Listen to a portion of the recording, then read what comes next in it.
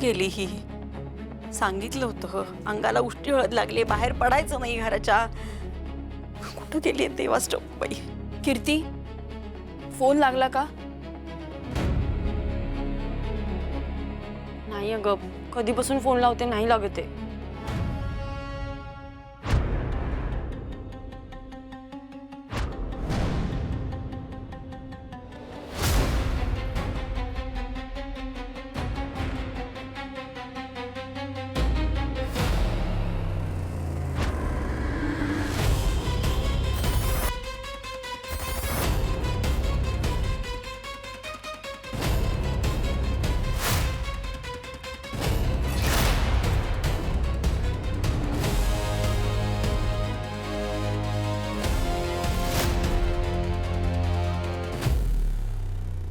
नवरदेव, उद्या हॉलवर वेळेत पोहोचाल ना तुम्ही? मी वाट बघेन तुमची.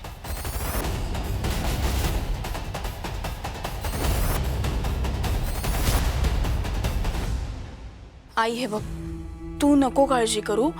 ताई इथेच कुठेतरी गेली असेल. मी बघते, जाऊन आणते तिला. हा देवा, अगं उद्या लग्न आहे आणि ही मुलगी रात्रीची गायब होते. आधीच एवढ्या गोष्टी घरात घडल्यात, त्यात हे नवीन. ज्योती, प्रीती मनापासून लग्नाला तयार होती ना ग? का घरातून पळून मिळून गेली ती? आई, अगं काय बोलतेस? आणि ताई अशी पळून का जाईल?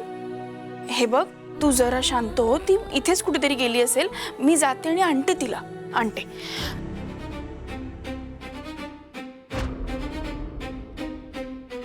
ताई, आई, आई, कुठं गेली होतीस? कुठं गेली होतीस? सांगितलं होतं ना उष्टी हळद लागली, घराबाहेर पडू नकोस म्हणून.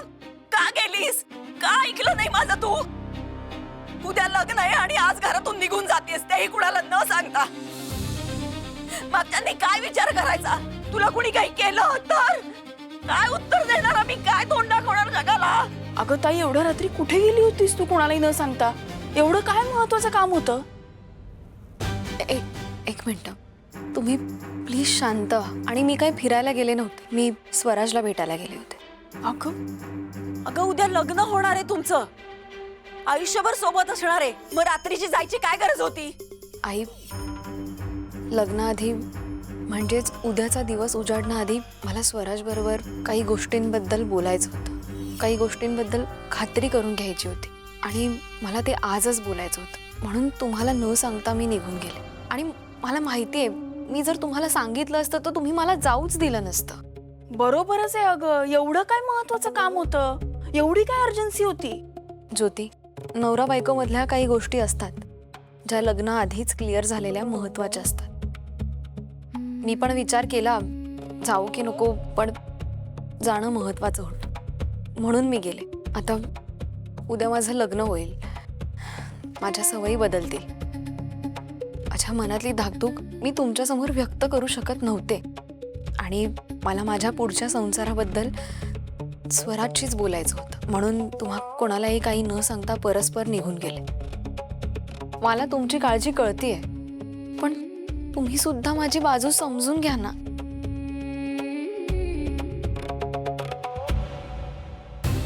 चर्चा पुरे. आणि तू, ही तुझी या घरातली अंतिम आणि शेवटची चूक असेल. यापुढे जर अशी सेम चूक झाली तर या घरातून हिला हकलवून लावू आपण. कळलंय? अगं शाणे, अंतिम आणि शेवट हे एकच असतं. मुद्दा महत्वाचा. हुशार ते मारू नको ग. झोपायला चल गपचूप.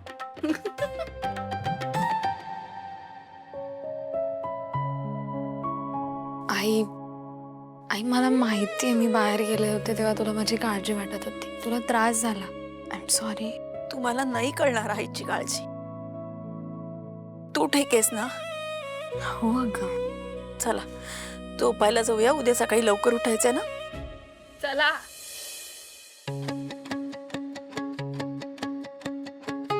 वाव आई, हो ना. गो बाई, आई शपथ, कसली भारी वाटते आपली रिक्षा. खरंय ही रिक्षा आपल्याकडे आहे ना म्हणून अभि सतत आपल्या सोबत असल्यासारखं वाटतं. या आपल्या रिक्षेसमोर लाखोची गाडी उभी राहिली ना तरी त्या गाडीला आपल्या रिक्षेची सर नाही हो. अरे विषय आहे का, त्यांची किती पण भारी लक्झरियस कार असली ना तरी आपल्या रिक्षासमोर एकदम फिकी पडेल. ताई किती भारी दिसतेय, आपण असं लग्नाला रिक्षामधून एंट्री करणार, किती युनिक यार. ताई मजा येणार आहे. एक मिनिट, मी लगेच आली. अरे आता काय चालेल, लवकर ये, उशीर होतोय. आले. कशाला गेली आता ही? ताई खूप सुंदर दिसतेस अगं. आज दादा असताना त्याने स्वतः तुझी नजर काढली असती आणि म्हणाला असता माझीच नजर लागते तुला. काय तू, अरे काय चाललंय बाई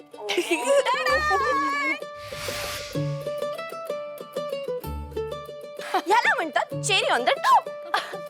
ऍक्च्युली आता तर आपल्या नवऱ्या मुलीपेक्षा आपली रिक्षाच एकदम देखणी दिसतीये. ए बरं चला, उशीर होतोय आता. चल चल चल, चल, ये पटकन. हो आले आले.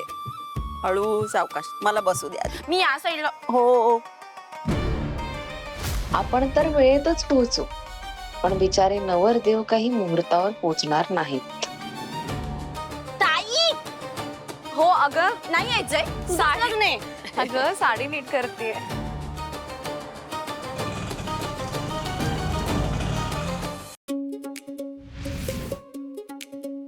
पांडू मामा, मला माहिती आहे आज मी जरा जास्तच चिकना दिसतोय, पण तुम्ही माझ्याकडे असंच बघत राहिला तर मग ही कामं कोण करेल? मी नक्की ना. जाऊ लवकर जा.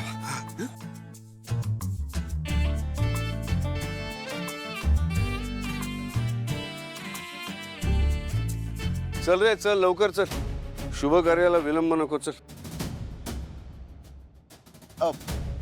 हो हो.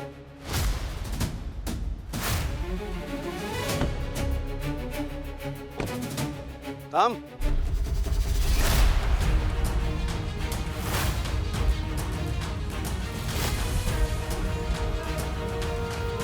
नाही, तुमची आम्हाला, आमच्या कुटुंबाला खूप मदत होते, त्याबद्दल आमचं कुटुंब, आमच्या कुटुंबातले सगळेच तुमचे खूप आभारी आहे. आणि माझ्या मनात नसलं तरी मी आभारी आहे. पण दुर्दैवाने तुम्ही आमच्या कुटुंबाचा एक भाग आहात.